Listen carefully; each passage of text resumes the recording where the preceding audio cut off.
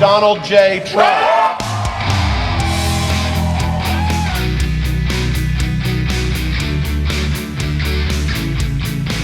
We overcame obstacles that nobody thought possible, and it is now clear that we've achieved the most incredible political thing. Look what happened. Is this crazy?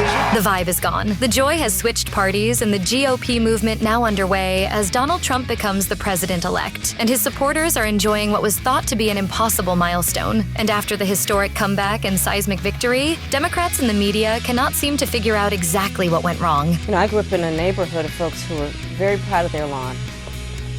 You know? Would you have done something differently than President Biden during the past 4 years?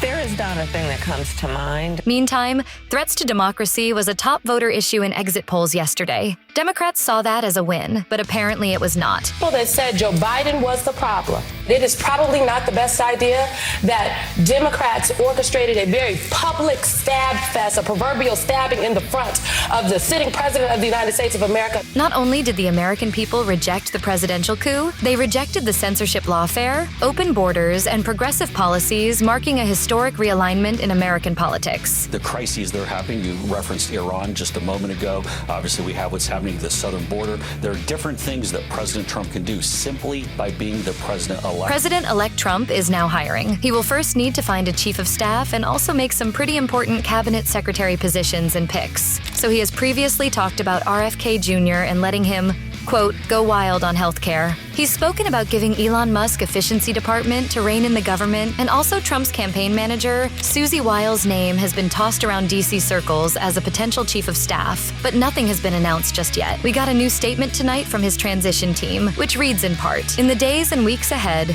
President Trump will be selecting personnel to serve our nation under his leadership and enact policies that make the life of Americans affordable, safe, and secure. Trump received a phone call today from Vice President Kamala Harris to congratulate him. It was described by the Trump campaign as a very positive conversation. President Biden has now invited Trump to the White House for a meeting to make sure this transition goes over smoothly, and Trump has accepted that invitation. What your thought on this? Comment below and never forget to hit and subscribe button as it helps us a lot.